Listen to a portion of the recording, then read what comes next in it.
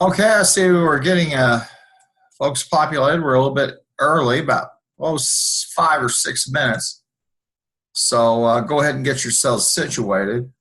And I want to make sure I've got my ducks lined up for today. And I hope everybody's having a good day. And we'll get started here in just a little bit.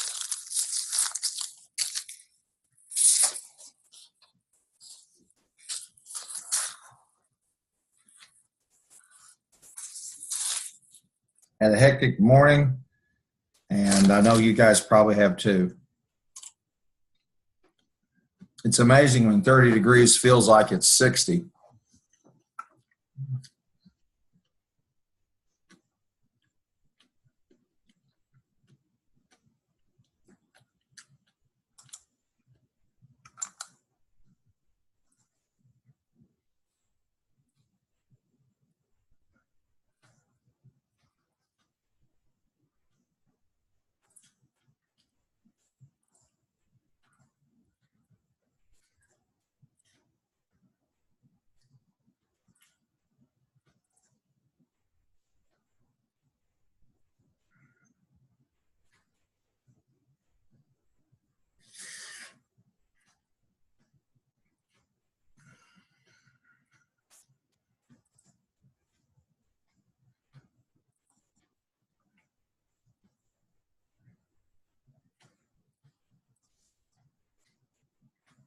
About 2 or 3 more minutes and I'll be ready.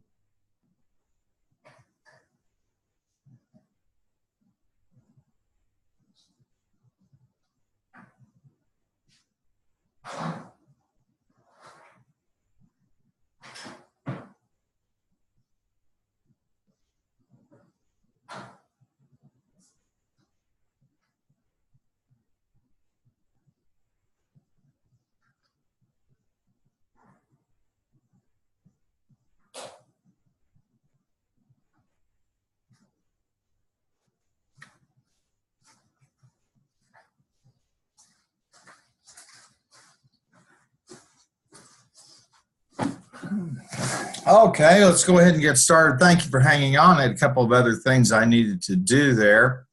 And glad to have everybody here. We should have far more of us online here than we do, and I'm hoping that we'll have more join us.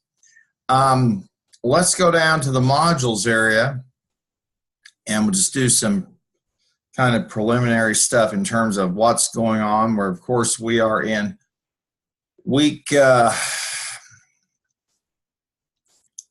number 5, and again, we have we've been working ahead with these cases, as I mentioned to you. Okay, you have the break even and EOQ quiz are coming up on the 8th. The same for the few text. These two tests exams. The case here, we've worked through it and you should have uploaded it already. We talked about economic order quantity. Back in week 3, we did some work there as well with those cases. And now we're going to jump ahead to the cases that for are in module 6 or week 6. Again, I moved pretty rapidly through these for a couple of reasons. One, at the back end of the course, you have some projects that I'm going to have you do. And I want to make sure that we cover all of the key business problems and competencies that we need to cover as regards, working with Excel and its various functions, etc. The other is we're going to have cases that involve Microsoft Access. Consequently, I want to have a little extra time if I need it to spend on Access. This will get our feet wet with working with databases. Now,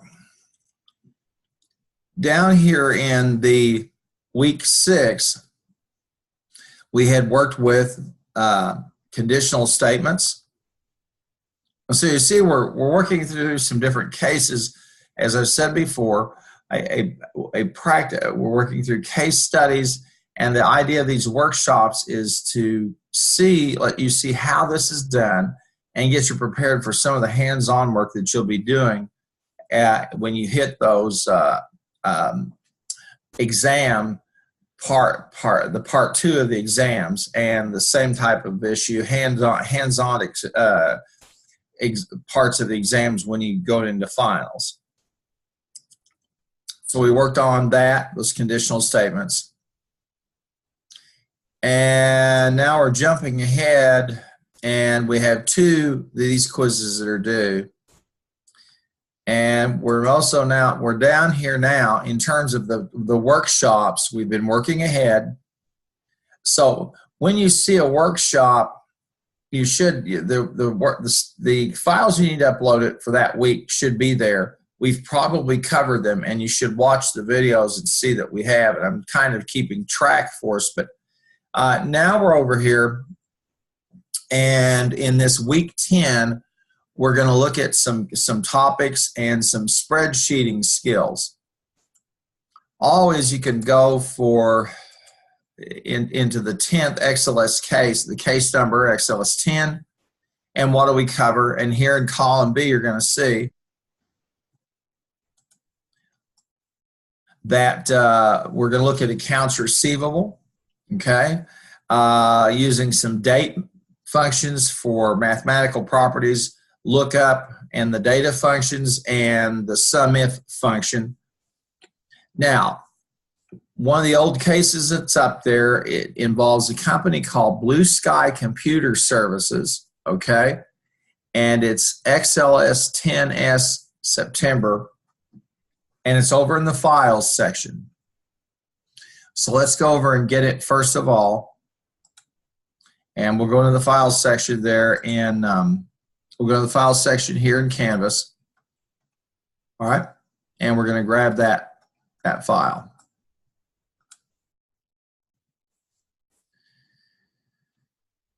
And we'll work our way down here. Work our way down to the X's.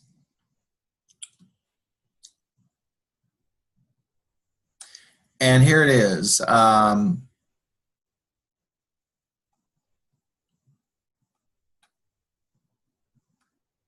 saw it there just a second ago. Here it is. XLS 10, September 21st, 2017. That's the case, that's the file that you want.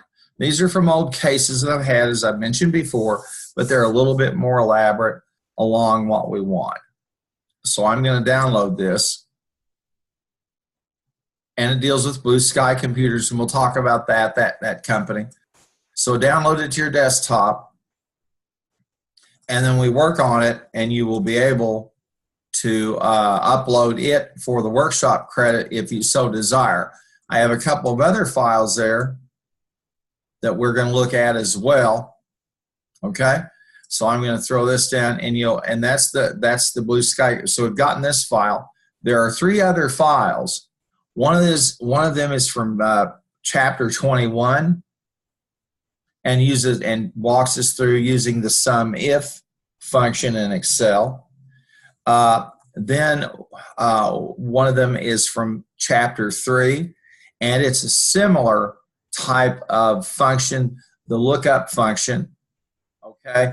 And then again, working with the lookup function, this is from chapter 3 again. So these two chapters, 21 and 3, relate to each other in the sense that we're moving into that part, into some of these functions in Excel where we use it like a database as well as using it like a spreadsheet application in a hybrid way. Just as you've heard me mention that there are tools, there are commercial products out there now that try to give you the best of both worlds. The best of both worlds meaning the best of a database and the best of a spreadsheet.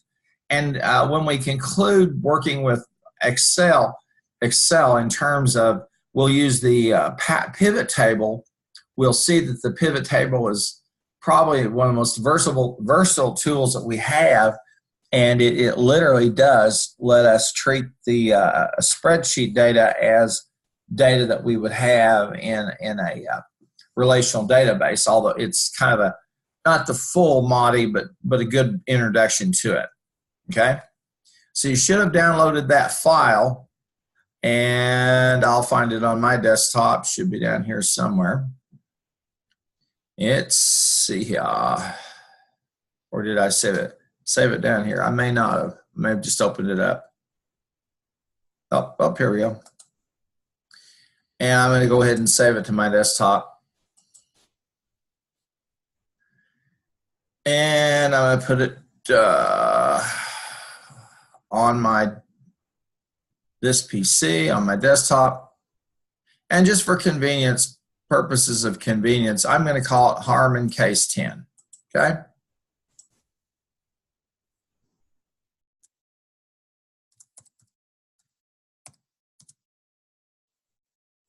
Now, as I mentioned before, and as shown there, in that Excel resources file, we're talking about a practical business problem, okay? And I'm going to go back to it for just a minute. There it is. Accounts receivable, and that's a business problem we're going to tackle. And then here are some functions and in Excel that we can use to be able to take those lists of accounts receivable and categorize them, and perhaps and then also get sums per category, etc. And we'll talk about that a little bit. All righty. This case involves Blue Sky Computers, and they sell and they do business. They're in a B2B, business-to-business model, okay? And I'm just going to have to let that ring. And then we are also in the situation where when you sell business to business and you use a trade credit, that means you're selling something to somebody and then you send them an invoice. Let me see what this is all about. Oh, they quit. I'll call them back in a minute. Anyway, so let's say that you have a vendor, you run a restaurant and you have a vendor, they sell you, I don't know, maybe they sell you meat, okay? And they send you a bill. You don't pay them when they deliver, you don't pay them. They send you a bill and you pay them. That's what we're talking about, receivables. So when someone owes you money as a business, you have an accounts receivable, especially if it's what we call trade credit, and that is somebody in your industry who buys something from you and you send them an invoice and then they pay you. There's an important part of this, and that is to avoid becoming somebody's bank, okay? You want to be their supplier, you want to be their customer, you want to be their supplier or vendor, but you don't want to be their bank. These things can get terribly complicated and messy, especially if it involves small firms, and the relationship has gone beyond just simply they sell us stuff to, say, maybe the two business owners are friends. They start to know each other. There may be family ties, etc. But it's typically they know each other, and there's a trust between the two of them that, one, I send you stuff, it's going to be good stuff, and two, when you'll pay me on time. Okay. Now, if I'm not mistaken, over in the module, I had produced some resources for you, and we'll close this off for a sec. And we'll go back over to the module and take a look, because I thought I had given you some resources about accounts receivable that you would want to go and take a look at. Now, here's one of the problems that you run into with accounts receivable when people don't pay you. All right. The problem is very simply, they owe you money, and not only have they walked out with your, not only have you sent them the goods, okay, and so you don't have the profits you were going to make. You don't have the profits that you were supposed to make or thought you would make, and you don't have the money you spent to produce the good that you sent to them. So now you really are in trouble. And I thought I had some resources for you to take a look at that, maybe up here in the welcome area. And let's check up there for just a second. And I'm going to do a quick search. Well, we'll just scroll down here real fast, see. But I was pretty sure I had some, here you are. There are two resources here. Here's the one that's a debt collectability chart, okay? And it talks about how easy is it to collect from someone. And this is RFG Associates. They're a company in the collection business. So let's just follow them over there, okay? And they're let's see. Yeah, these folks are collection people as well as what they call a factor. They'll buy your receivables for a portion of what they're worth and then go and collect and try to make a profit that way. So they have a bad debt collectability chart in here.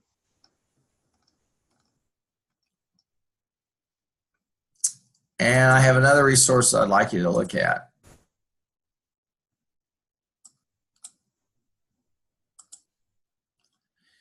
And we'll get back over here for a sec.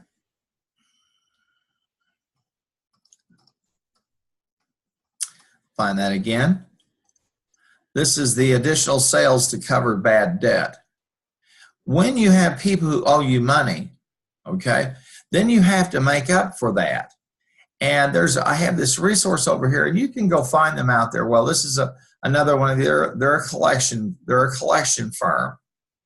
And they have they have some information here on how to compute how much additional sales that you have for every bit of bad debt that you have. And you have to, if you have a certain percentage of accounts that are uncollectible, then you have to sell that much more to make up the difference.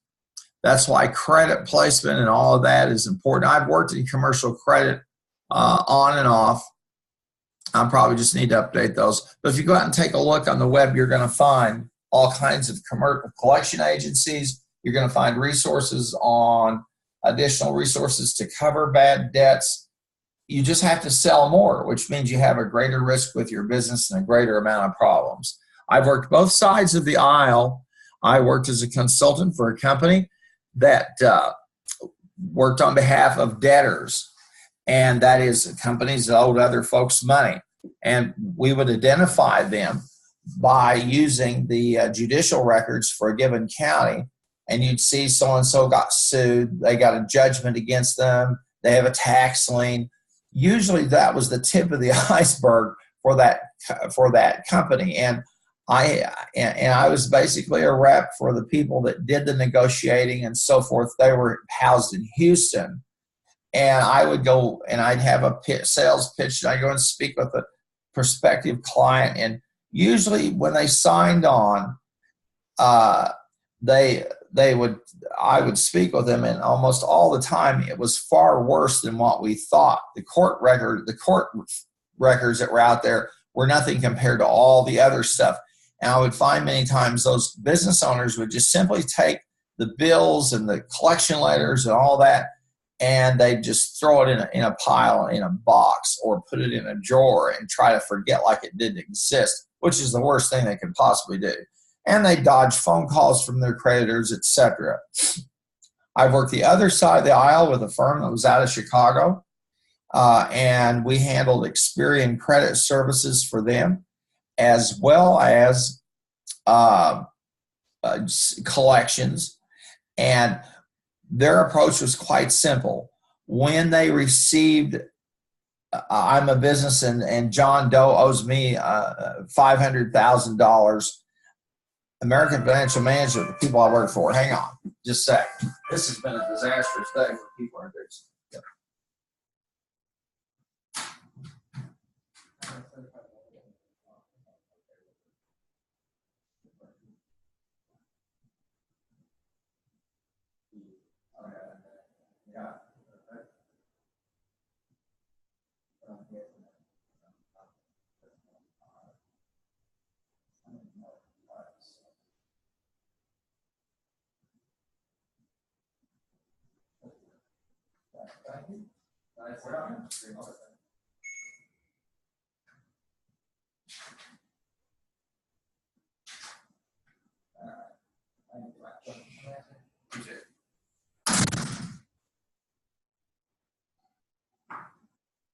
Okay, everybody, my deep apologies.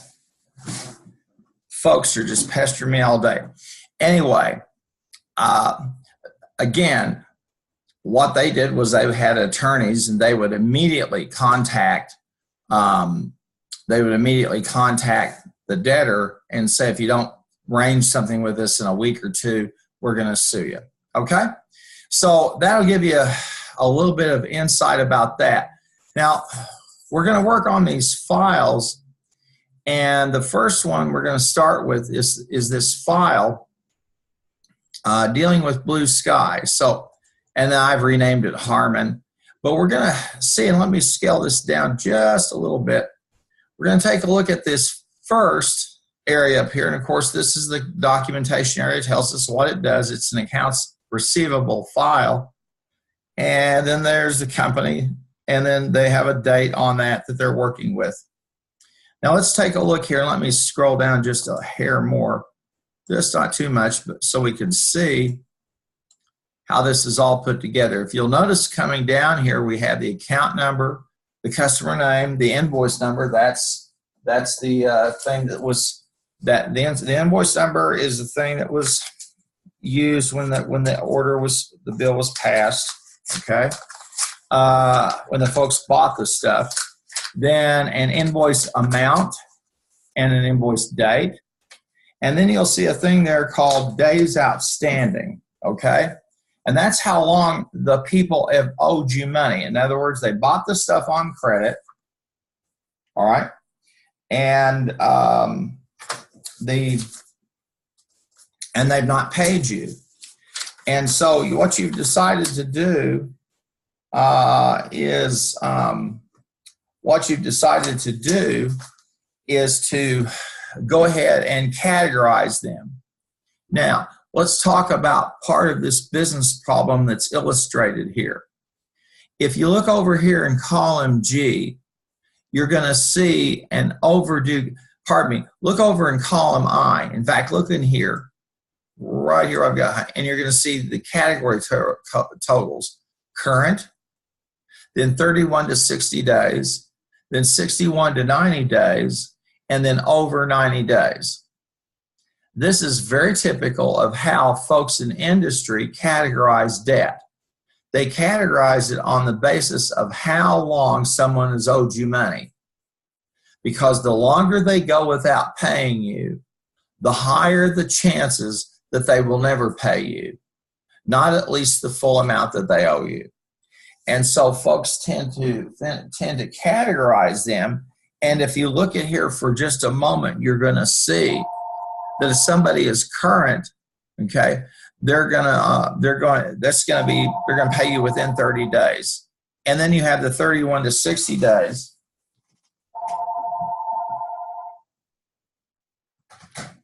And then you have the category for 61 to 90 days, and then over 90 days. Okay? And so, for all intents and purposes, you're saying the longer we go, longer they go without paying. Man, this is crazy. Never had so many interruptions in my life.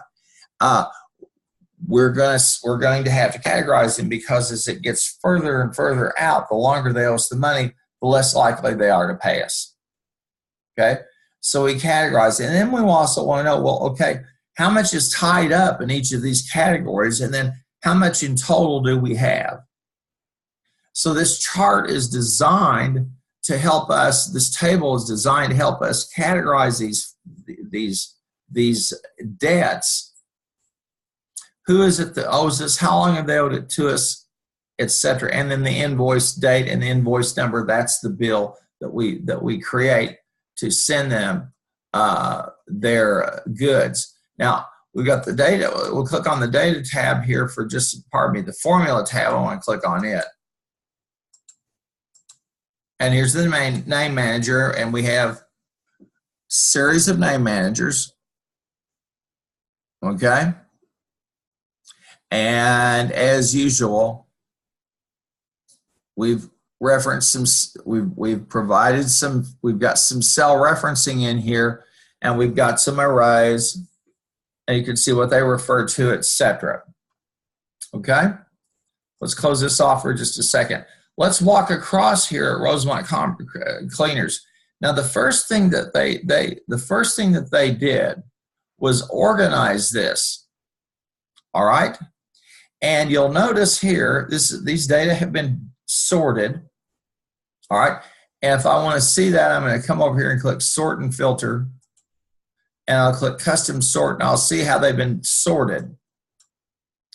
They started by the number of days outstanding. That makes total sense, the values, and we have it from the largest to the smallest. So we start with those people who've owed us money the longest, all the way down those to the people who have owed us money the least amount of time.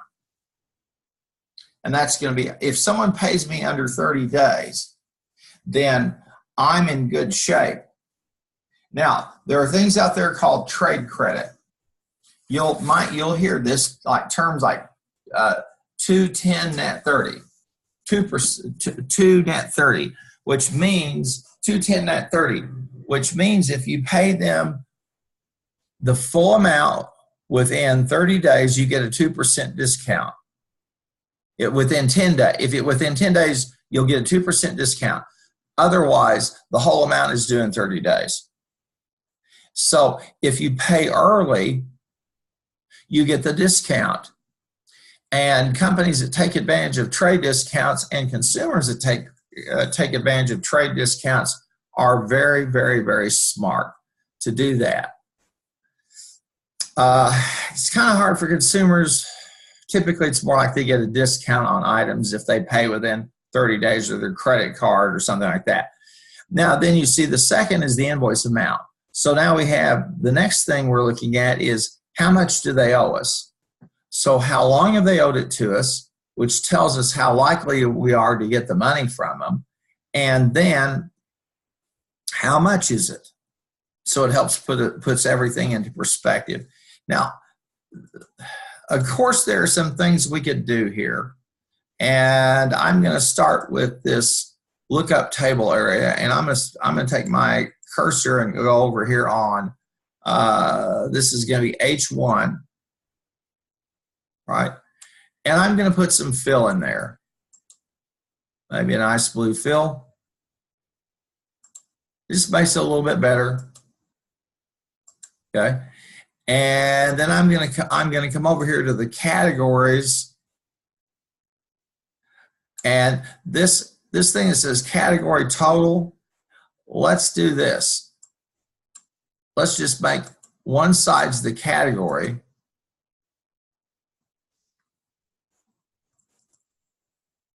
Okay. And then over here we'll put total. Okay.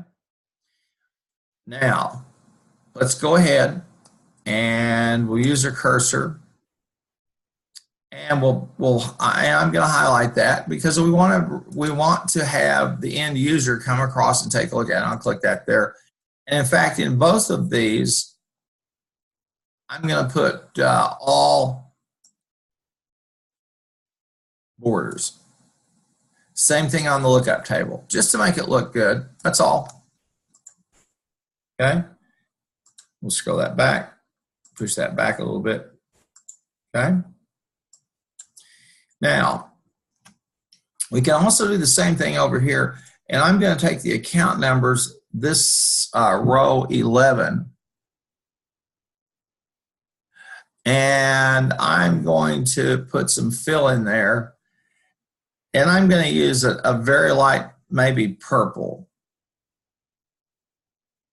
Okay, I'll do that.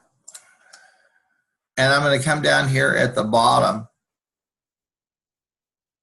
and I'm going to do the same thing. Okay. And then inside here, I'm going to use all borders. It just doesn't look right. So we're doing a little bit of formatting here just to make it look a little bit better. All right. Now I'm going to do some other formatting. I'm going to come into the days outstanding, and I'm going to highlight that. And that's going to be, let me go back to the row. That's going to be row F, column F, row 12, and I'm going to come all the way down to row 22. Okay. And I'm going to put that area there. I'll take it, and I'm going to put all those in the middle, those figures. So I'm going to center them. That way things look pretty good. I'm going to do the same thing with over 90 days and the categories. I'm going to center those data as well. I think what I'll also do is I'm going to go ahead and center the dates and the invoice amounts, just so that it looks a little bit nicer. The table doesn't look as jumbled and as full. Now, if I wanted to, I could do one final thing. I could use conditional formatting for these on the categories as a way to alert me. And I'm gonna scroll down here for the ones who are over 90 days. Okay, and I'm gonna click. See, I'm gonna come over to condition. I'm gonna come to the conditional formatting. And I want to take those that are overdue for over 90 days.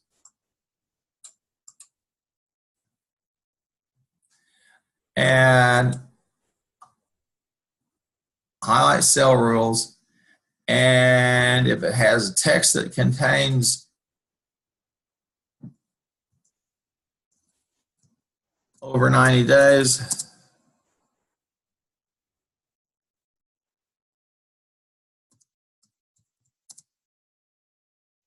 and over 90 days, you can see what we're doing with this, just some preliminary work. I'm going to have a light red fill and a dark red text, indicating this is not good. I'm going to come over here and use the conditional formatting again for anybody from 61 to 90 days. Okay.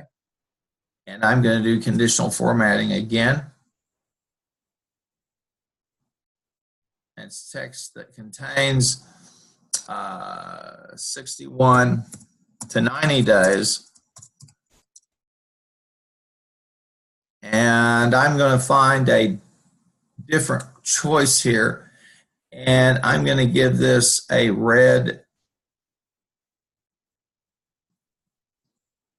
border.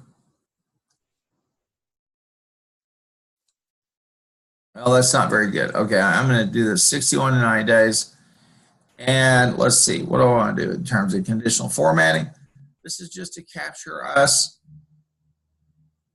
Text that contains 61 to 90 days. So we're just doing some formatting, and then we'll get into it in a little bit more depth. And I'm going to provide a, see if we got a custom format we could use. Cancel the custom format. And I'm just going to say red text. Okay. So this should be 61 to 9 days, and it should be a red text.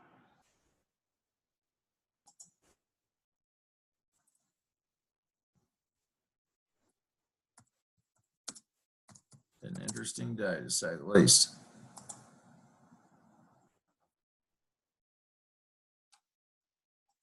There we go. Now we probably want to bold that up a little bit. All right, then we have 31 to 60 days. And here I'm going to highlight the 31 to 60 days. And we're still using the conditional formatting. Okay. And I'm text that contains 31 to 60 days.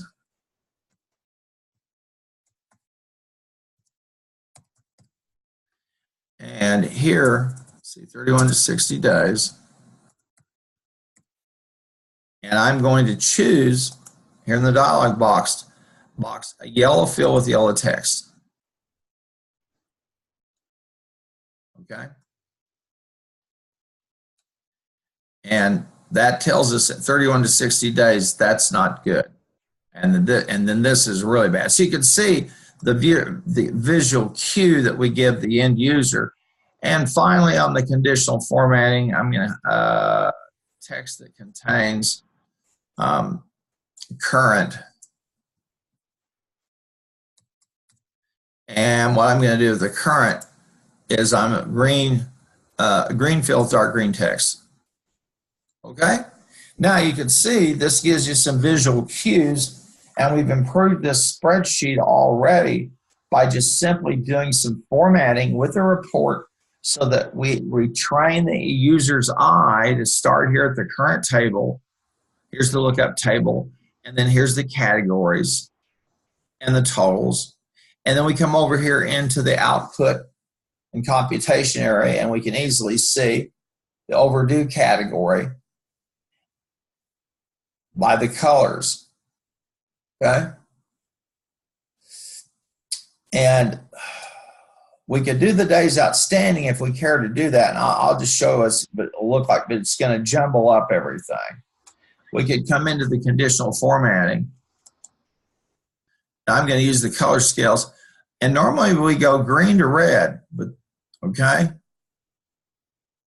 This time I'm going to go red to green because red signifies bad stuff. You see? I think that's probably too much because they're kind of compete with each other. So I'm going to step back on that. Now we're ready to take a look at some of the functions that we've got here in this report. And let's start with the days outstanding. So click on cell, let's see here. You're going to click on cell F12. All right. And you're going to see something. Notice here's the formula bar. It equals 71508 minus D12. And so it's taking the date and pretend that this is the 15th of July, 2008. Okay. And you sent an invoice. You gave that you invoiced them. You shipped the goods. You billed them on the 27th of September 2007. So that's how you get the days outstanding. And notice it's treated one day, both dates as a number. They're just formatted differently. And then all you would have to do, since you've got that 071508 in the name manager, would be just as simply, if you wanted to, would be to put a $sign in front of the D and put a dollar sign in front of the column, and well, yeah, and then away you go. Because this is D12, D13. We're working versus column D. Because we're working versus the invoice date, as you can see. So now we have the days outstanding. All right. Now we figured out how we got over 90 days. We got the category, and here we used a vertical lookup. Vertical lookup is exactly what it says. We have a bunch of stuff that's in a column, and so I'm going to look up through that table. And this is a database function in Excel where I'm going to go through that column or columns and look for a particular item. Now let's look at this for just a minute, and I'm going to click on the dialog box so we can see. Here's the lookup value, and we're starting at E12. Okay. And then it has this thing called the table array. And that's the table of the text and numbers. That's the lookup table. And you'll notice it's there. And then we have the column index. And so we're looking at this, the index, but the column is the second thing. It's column index. So we look at the second column. And that's what we'll put in there. Same story with the VLOOKUP table. And notice that lookup table was in there in our name managers. It was in the name manager area. So we've designated that. And again, all this is saying is, look, all right, we're going to take E13. Okay, there's E13. And that's the value, there's the value of it's 190 days old, the debt, and then the table array. That's the lookup table. And notice the lookup table has two things. One of them on the right side is a number. The second is a descriptor. Okay. And then we're going to use column index number 2, where we use a descriptor, a phrase that summarizes or identifies what that is. This lets us categorize the debt easily. Now, finally, over here, we're going to look at this table, and this uses the SUMIF function. And one of the things I'm going to do is, first of all, let's check to see if it's correct. If this cell in J16 matches the cell in E34, yeah, so we're good. So we have the right total. So the next thing you want to know is, okay, how much do they owe me per category? Okay. And we use the SUMIF function. Now let's click on the dialog or on the function and open up the function arguments dialog box. Here's the range, and it's G12 to G32. So if you come over here to G12 to G32, you're going to see it's these categories. Excuse me. And there you'll see over 90. Okay. And then the criterion is, J13. And then we sum the range E12 to E32.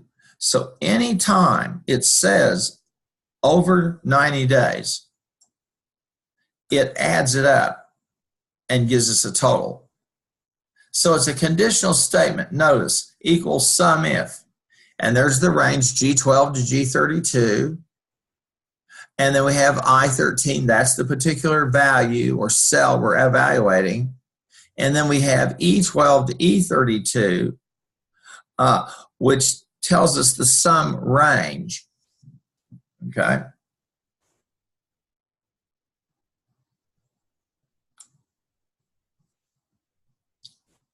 and we get 43.98. Let's look at the 31 to 60 days. And here we have G12 to G32. And these are the categories. And with this time, we're checking J14, see it went hot. We see the red. And then our criteria are E12 to E32. Those are the invoice amounts. So if it meets the condition that it says 31 to 60 days, we add it. If not, we just move on. This is the sum if function. Very, very easy one to use when you follow the dialog box. Here we have sum if, and this time we're going G12 to G32. That's the criteria area. Pardon me, the range. The criterion is I-15, and the sum range is E12 to E32. So if it fits that particular criteria, then we add it up, then we sum all of those. The same thing for 61 to 90 days. And notice that G12 to G32 and E12 to E32 don't change. We did that creating an absolute cell reference so we stay in those columns. And what changes is that figure over in J. Okay? Pardon me, I. Okay? Let's click on it for a moment. There's I5.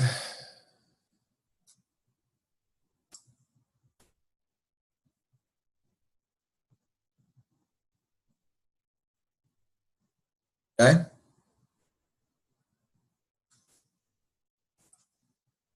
And then we can come over here to over 90 days.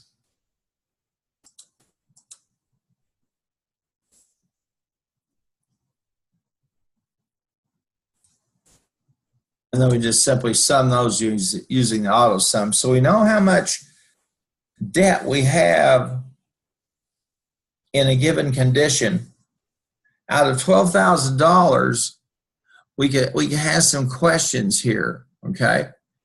And if we were in class, well, we are in class. The question you would want to ask, first of all, is, okay, is there a problem? And if so, how much?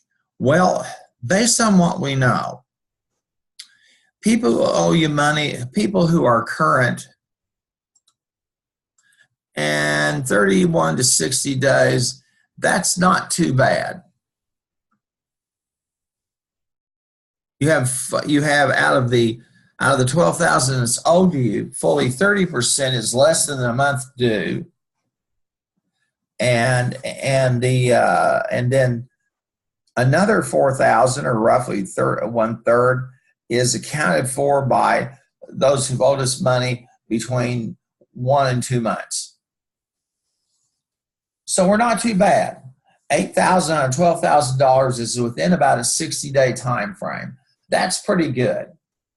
We'd like it to be better, but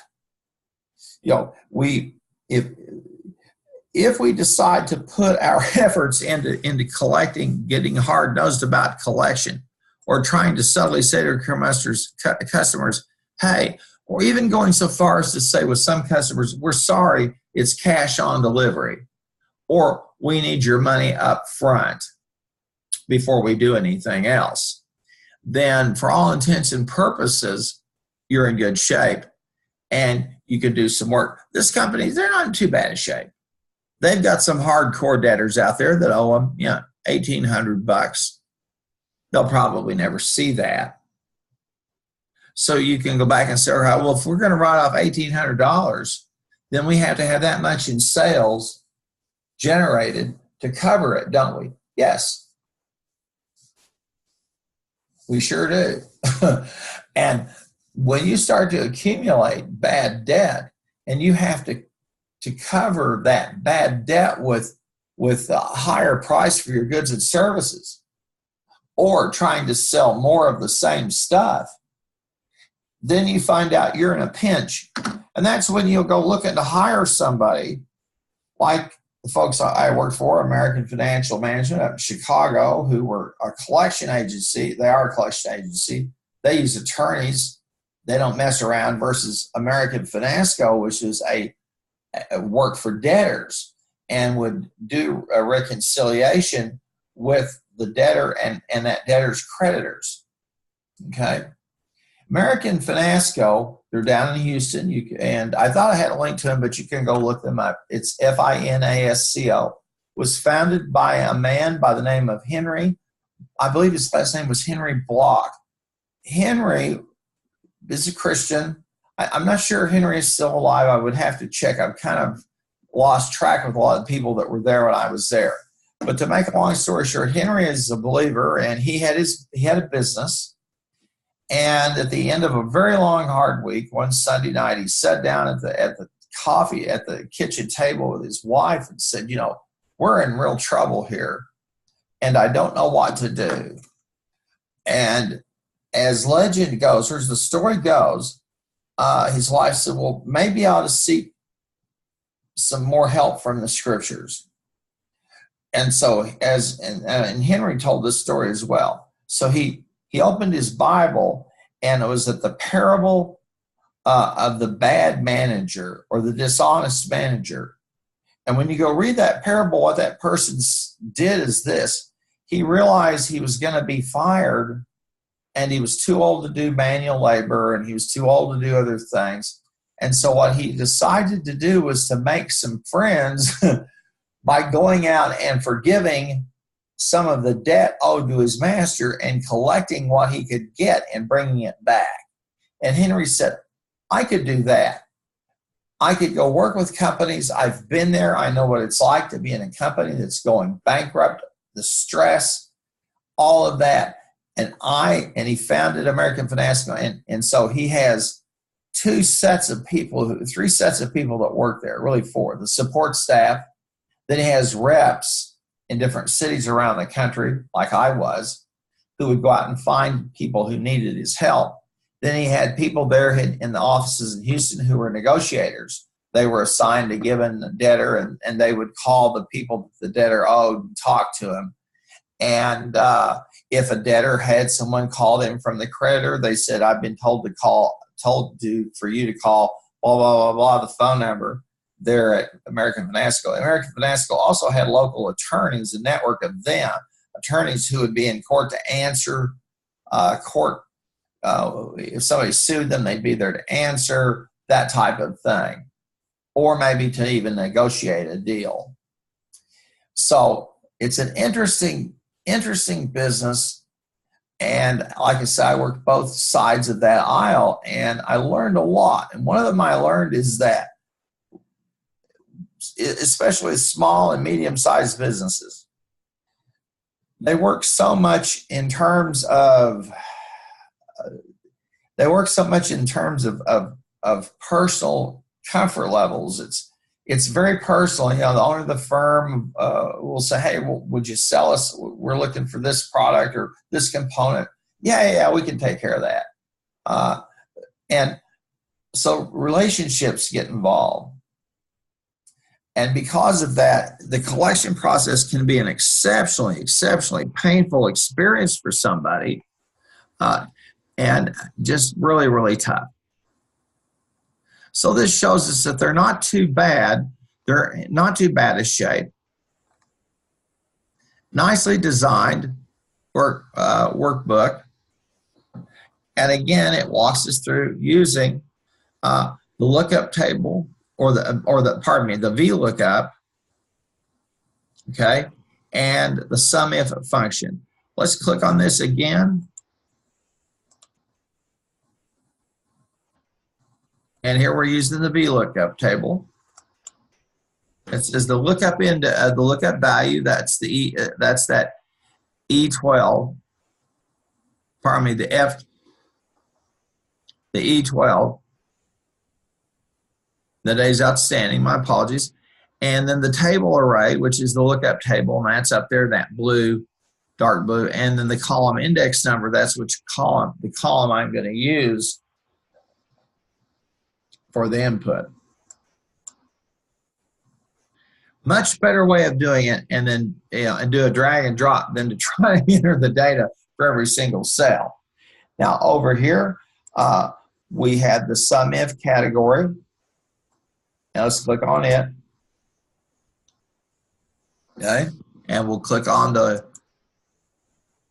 and the range is G12 to G32, and that's these overdue categories. And we're starting with cell E13, and we sum it if it falls within a particular range.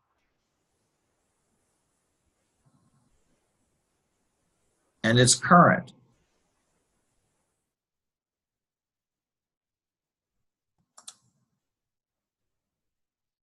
Okay, and we sum all of those. That's how we get that.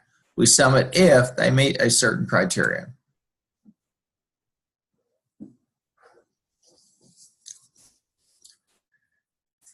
And we did some work here with the using the date, doing some mathematics with date. This is and we're pretending that it's 7/15/2008. Okay, and the number of days outstanding, and it's going to be that date minus the invoice date. And in this case, the folks had sent the invoice on the 27th of September 2007, and today it's the 15th of July 2008, and they still haven't paid me. So they're over 90 days due. In fact, they're 292 days outstanding. The truth is, you probably should count them off. You won't collect the money. It'll be a miracle for you to do it. Why is it? Well, just a lot of things. Very briefly, the longer somebody owes money and they haven't paid you, the more likely it is they're simply going to continue the status quo. Now, one of the reasons the folks I work for at American Financial Management of Chicago, the reason they'd have an attorney send a letter immediately was to let the debtor know, we're not playing around with you. We're not fooling around with you. The check is in the mail, doesn't work anymore. Your excuses don't work anymore. If you don't pay us within, or make arrangements to pay us within 15 days, we're going to take you to court. They felt like that was the best approach, albeit hard-nosed, to get the debtor's attention. I can tell you, having gone into the companies that were in trouble, that American Finasco would help out. And believe me, when they'd assign all their debt to us and the phone would stop ringing and they stopped getting threatening letters and that kind of collection activity, they could sleep at night, they could focus on their business. And once we wrapped a deal with them, I've had more than one person who, after we wrapped up a deal for them and I'd take it out to them and they'd sign off, who would be overjoyed that they got that thing out of their lives. Now, these would be the same people who maybe 6 months earlier were very reluctant to admit that they had a problem. And I would say, well, I'm seeing a judgment here, or tax lien here, or you're getting sued here, it's in the court records. Well, but, and I'd let them talk and tell their story. Sometimes it was a 2 or 3 trip affair, to the point where they got to, most of the time it was about the second trip, I'd go out to see somebody, and a second visit, and they'd say, well, you're right, but I got some other problems. And I had one gentleman, this is true, who took all his unpaid bills. The only people he paid was the IRS and his employees. But anybody else, forget it. And he was at a stage then when the people who sold stuff to him, his vendors, they would only deal with him on cash. And he showed me, here's all the paperwork. And he opened up a closet, and the entire closet was filled with bills and what are called done letters. They're saying, you owe us the money, pay us, you creeps. To the invoices, tax notice, the notice that you're being sued, etc. And it was hard for me to believe. But as time went on and I did that, I realized for those debtors, they weren't living in the real world. They would fool themselves into thinking things are okay. And they're not. On the other hand, one of the things that was interesting about when I worked with American Financial was I was their person who did Experian credit. So we would install Experian credit systems there for them. Why did they do that? Well, these are companies, collection companies who did both commercial and well, I guess you would call um, individual or residential debt. One of their lines of business is to collect versus businesses. And then occasionally, if it was big enough, they'd take individuals, although they tended to say we only want businesses. And again, if you ever get a letter from an attorney and says you owe so and so $1,000 or whatever, and you don't pay them or make arrangements to start to pay them in 15 days, we're going to sue you. That's a scary thing. But the point was, they said it's better to confront the issue now and get it on the table than to let it ride. And a lot of collection agencies, they'll call people's houses or they'll call the business and they'll write them a threatening. They'll go through all these steps, and 3 months later, the money's still not collected. Okay? So it was an interesting thing. The one thing I did glean from all of it, certainly Henry's testimony about the parable of the dishonest manager and how he could use a business for good. He was doing business as a mission long before anybody talked about it. And I can tell you that there were many, many times when I had opportunities to witness to people, and as a rule, we didn't push proselytizing, but we certainly, if someone asks us, we certainly let them know, yes, we're a Christian company. Yes, we try to abide by Christ's teachings. Yes, we believe in forgiveness. And yes, we believe that statement from the Bible that says, come, let us sit down and reason together. That's very, very, very important. So this is a great case. Let me say again, let me encourage you, go out on the internet and look to see the additional sales to cover bad credit or people that don't pay, creditors that don't pay up, debtors that don't pay up. And the other observation was that most of the time it became a very personal kind of thing because these are typically small businesses. Big companies typically don't treat each other like that. They value the business. But when you have two people a guy he sells plumbing supplies and his friend Larry has a plumbing business, they go bowling or they go to their kids, they take their kids to Falls Creek or their deacons at the church or whatever. They have a relationship. And I guarantee you, money changes relationships. It changes them. So this is a nice case study, has lots of good things for us to take a look at in terms of techniques. And that's one of the reasons why I really like it.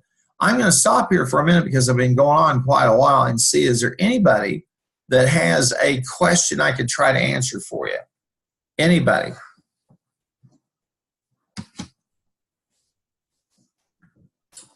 Any questions? Anybody?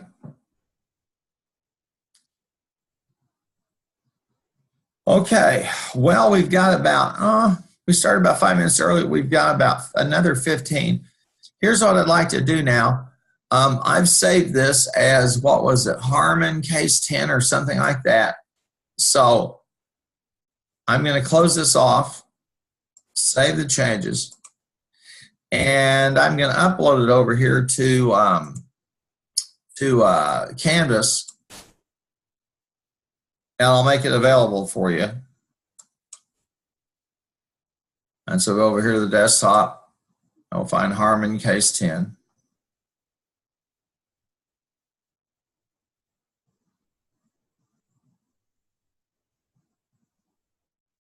And I thought I would find it here.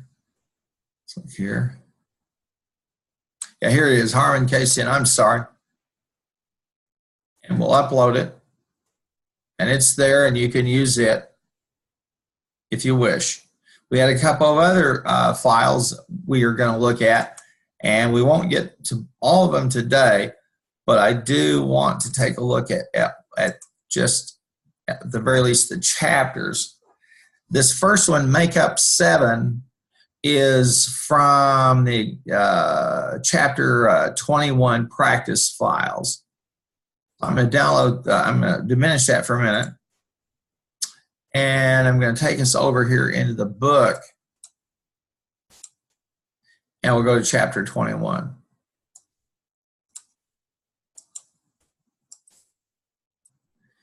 And we'll get a little bit of information about this. I think this uses the sum or the lookup.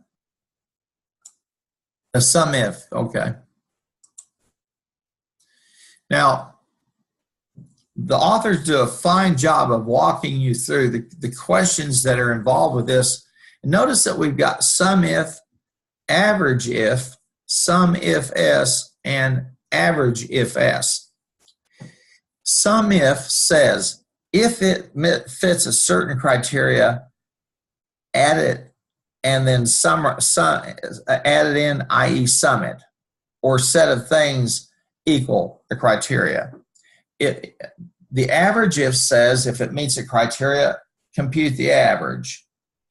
The average if s talks about dual conditions. If it does, then, and the same for the average if s. So they have dual conditions there. Okay? Now they show us here in figure 21.1, and I'm pretty sure I referred to it here in the file. And here we go. And that's in the practice files over there. In the content, the Excel Companion Content 1.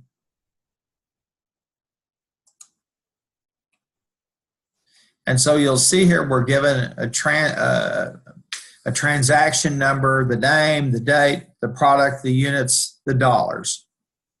Okay? And we label the data, okay? And they walk us through the process here of using the sum if, and they show us the formulas for working with that. So what I will want you to do for Thursday when our in-class session, read through this part of chapter 21 that deals with the sum if function and take a look at the narrative around that case, okay? And then we'll be able to put it into perspective and we can open the file up and take a look at it. And then they have a series of questions that are involved that will help us use the sum if. Okay? Now, we'll back over to the book. Well, I'll go down to the resources file here for just a second. And there's also a file called Lookup XLS, and that's in the practice files for chapter 3 in the textbook, figure 3.1. And so we'll go back over here. And I'm going to go to the chapters, table of contents. So we'll go to chapter 3. And these are the lookup functions. And they show us the syntax, and they show us the syntax for the VLOOKUP.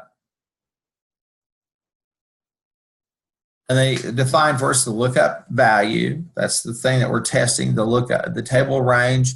it contains the lookup table, and then the column index is the column number that I want to use to categorize it. In the range lookup, that's optional. If we want to specify an approximate or a specific match, we can do that.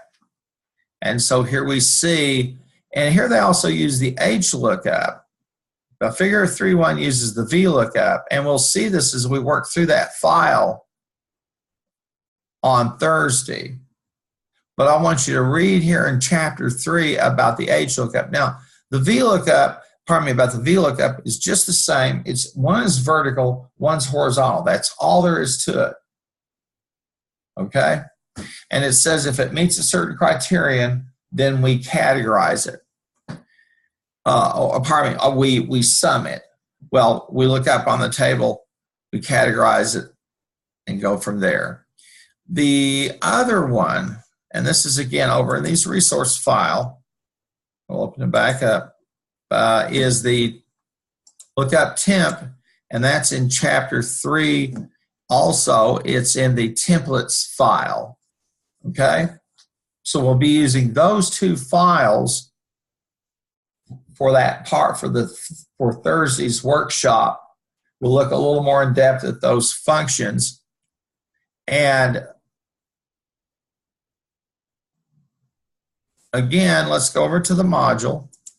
The file I just uploaded over into the files, that Harmon case 10, you can use that for the workshop credit, or you could use either one of these two files, either one of these 3 files that show me we've done the same thing, and we'll walk through them.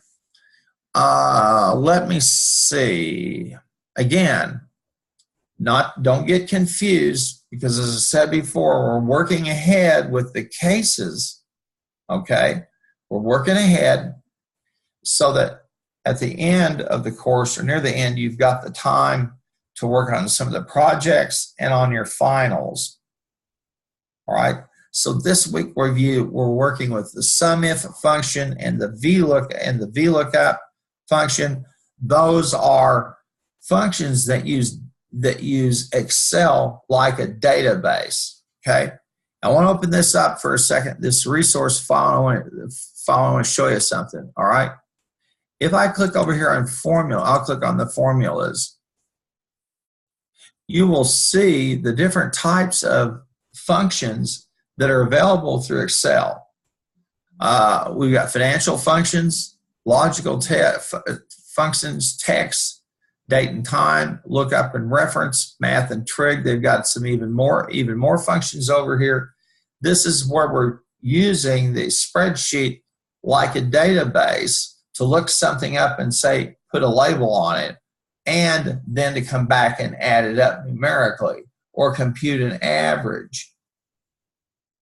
And when we have the SUMIF, that means we have 2 or more conditions that have to be met, not just one. Well, that will pretty much do it. We started about 5 or 6 minutes early, so I think we're close to the magic 75-minute mark. And folks, thank you for being here. We should have had more of us here, but hopefully we'll have a bunch of people this evening and in the morning log in and take a look at this screencast. Again, before I go, anybody have a question I can help you with?